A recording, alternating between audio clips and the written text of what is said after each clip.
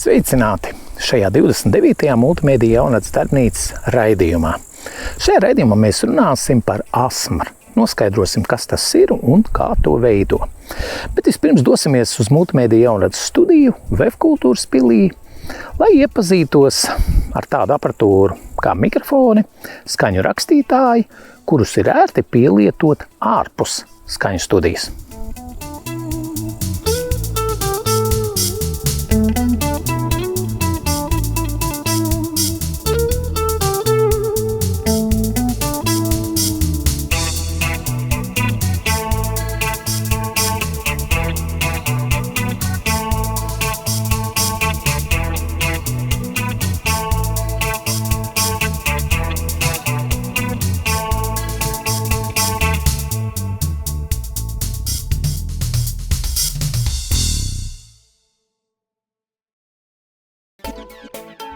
Bet vispirms apskatīsim skaņu ierakstīšanas ierīces, ar kurām skaņu ierakstīja agrāk un ar kurām mūsdienās. Bet tagad parunāsim par audio ierakstīšanas aparatūru, kuru izmanto ārpus skaņu studijas, pareizāk sakot, kuru izmantoja agrāk. Šeit ir lenšu spoļu magnetofons, un tādus izmantoja pagājušā gadsimtā, piemēram, Latvijas rādio 70. un 80. gados. Šādam magnetofonam pieslēdz šādu te mikrofonu, kuru var arī izbīdīt un var veikt diezgan interesantas intervijas. Nu, ko tu gribētu pateikt? Čau visiem!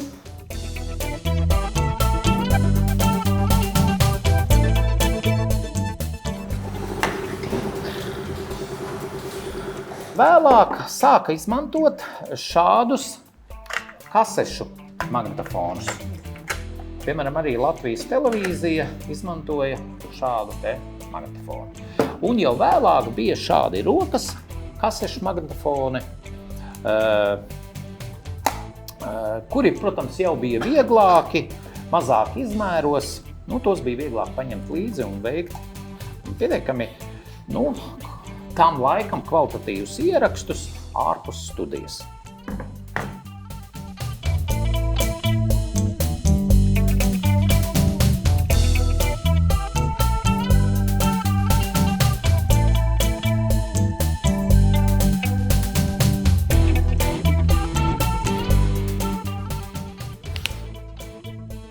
Čau visi! Mēs esam multimēdiju studijā.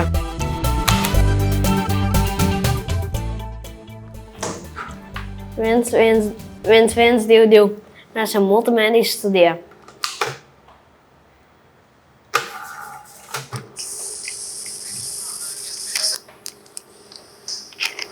Viens, 2, 2. Mēs esam multimēdiju studijā.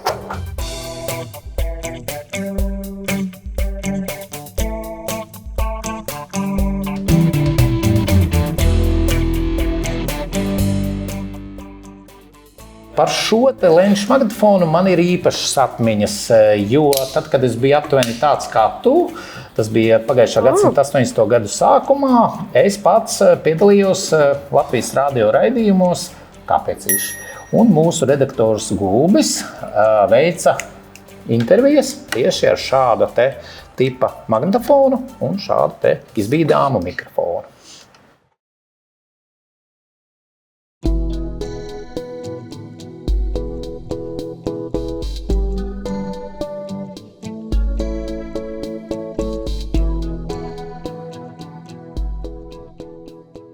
Bet tagad mēs parunāsim par mūsdienu audio bezvadu rakstītājiem. Un šeit mēs redzam, piemēram, firmas Boja raidītāju un uztvērēju. Tādus es vairāk izmantoju kādus gadus 5 atpakaļ. Tagad es izmantoju Rode Wireless Pro.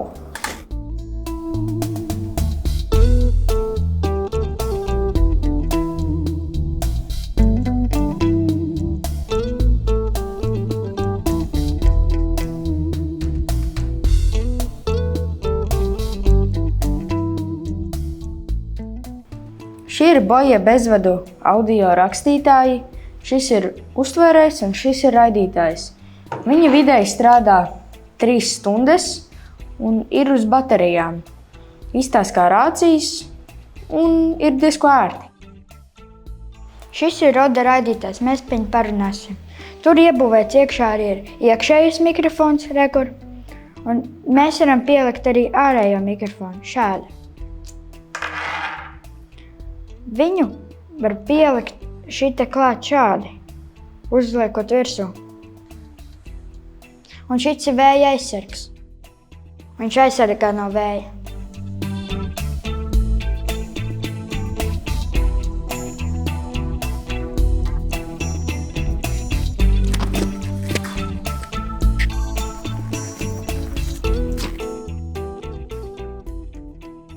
Šim mazajam Rode raidītājam ir ļoti laba skaņas kvalitāte, viegli uzlādējums un strādā 7 stundas.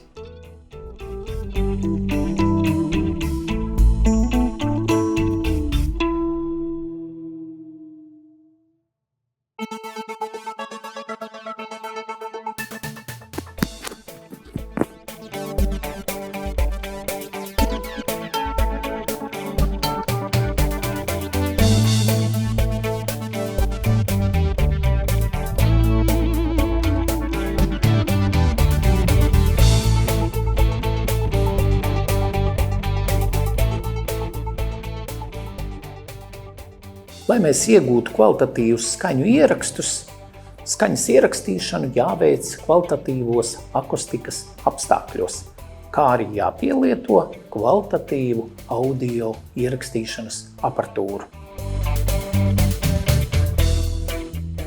Skaņas ierakstīšanai ārpus skaņu studijas mēs varam izmantot dažādus audio rakstītājus, videokameras, fotokameras.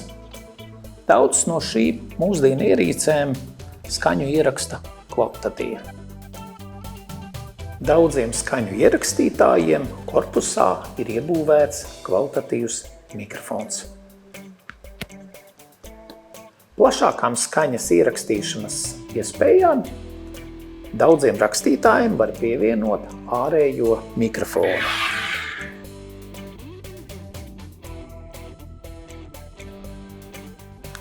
Mikrofonu pieslēdzam pie mikrofona ieejas kontaktlinjas.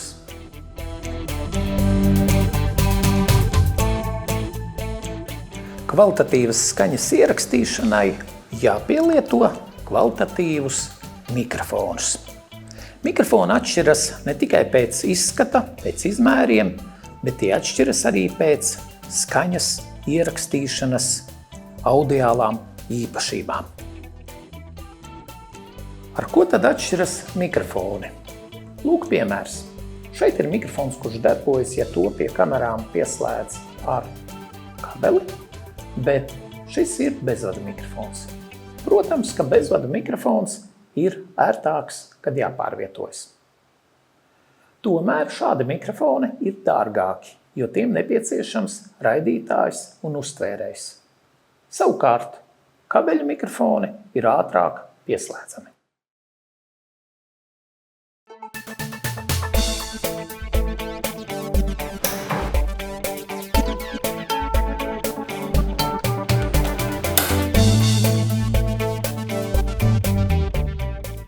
Jāpārliecinās par mikrofona un audio rakstīšanas aparatūras saderību, jo mikrofoniem var būt atšķirīga jūtība un signāla pretestība, kuru mērīja ohmos. Reizēm tādi mikrofoni kā kondensātora mikrofoni ar noteiktu audio aparatūru var nedarboties, jo tiem ir pārāk liela pretestība. Mikrofoni atšķiras arī ar pieslēgšanas mikrofona kontaktdakšām.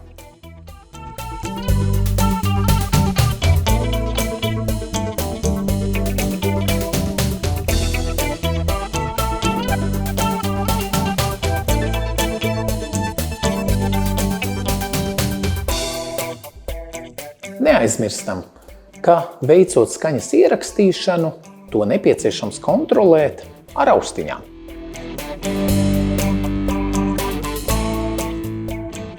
Bet tagad parunāsim par ļoti būtisku mikrofonu raksturu īpašību. Mikrofona uztveres virziens. Ārpus studijas mēdz izmantot 3 veidu mikrofonus – kardoīdus, superkardoīdus un omnimikrofonus, jeb mikrofonus, kuri uztver aplī visu ap sevi. Lai iepazītos ar šiem mikrofoniem labāk, dodamies dabā.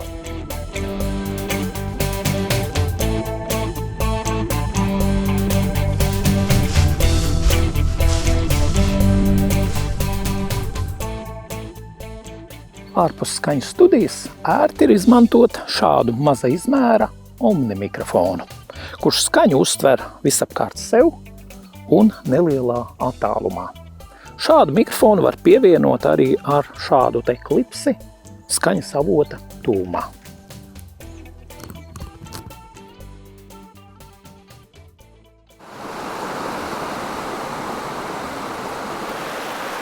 Ja mēs ierakstām runātāja tekstu trokšņainās vietās, tad ieteicams izmantot šādu mazu omni mikrofonu, kurš ir pievienots tuvāk runātāja mutei. Tādā gadījumā runātāja teksts būs labāk dzirdams. Šis ir kardioīdu mikrofons, kur biežāk izmanto interviju skaņošanā. Šāds mikrofons skaņu uztver nelielā attālumā un vienā virzienā. Šādu mikrofonu drīkst turēt rokās. Ieteikums. Ja jūs pilnībā vēlaties vadīt interviju, tad šādu mikrofonu ieteicams turēt savās rokās.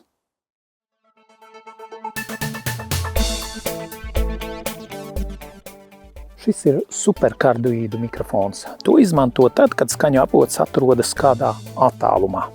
Mikrofons ir viena virziena uztveres mikrofons. To ieskaņošanas laikā jānovieto uz statīva un dabā tam jāpievieno vēja aizsargu.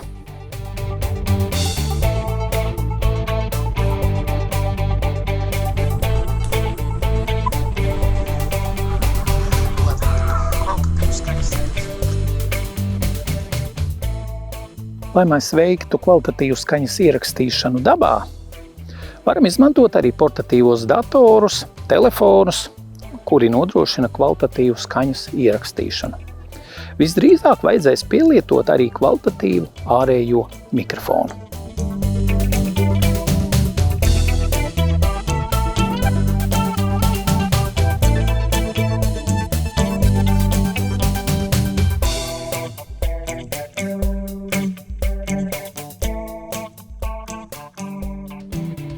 ASMR video audio veidošanā veiksmīgi var pielietot GoPro kameru. Es izmantoju GoPro Hero Black 12. un 10. modeli, kuros ir iemontēts kvalitatīvs iekšējais mikrofons. Kamera piedāvā arī paralēli ieskaņot skaņu audio RAW failā, kā arī piedāvā dažādas trokšņu noņemšanas, mazināšanas iespējas. Ja vēlaties izmantot ārējo mikrofonu, tad GoPro kamera jāievieto media modulī, kurā ir iemontēti divvirzienu mikrofoni, kā arī var pievienot ārējo mikrofonu.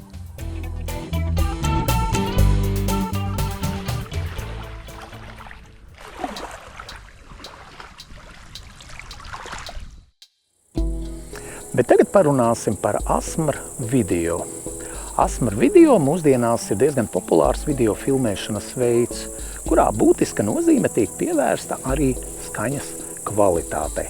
Tātad video attēlā redzamo ilustrējam ar kvalitatīvu skaņu.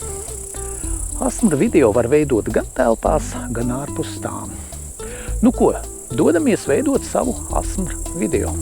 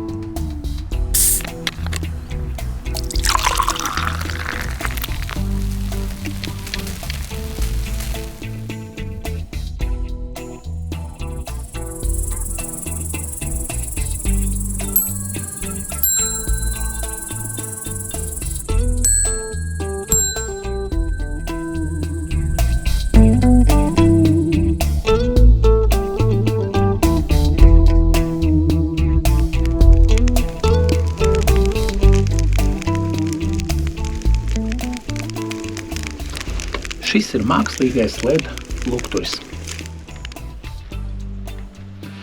Lai tas video kadrā izskatītos kā īsts uguns lukturis, pievienosim uguns degšanas audiofonogrammu.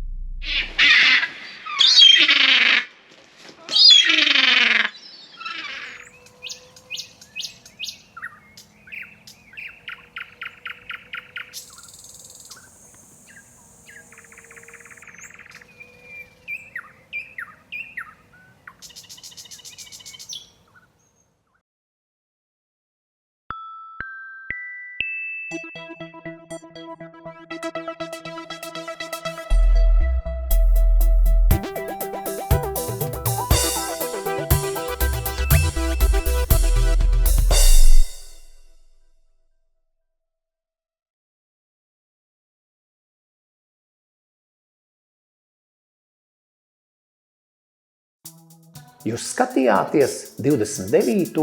multimēdija jaunrads darbnīcas raidījumu.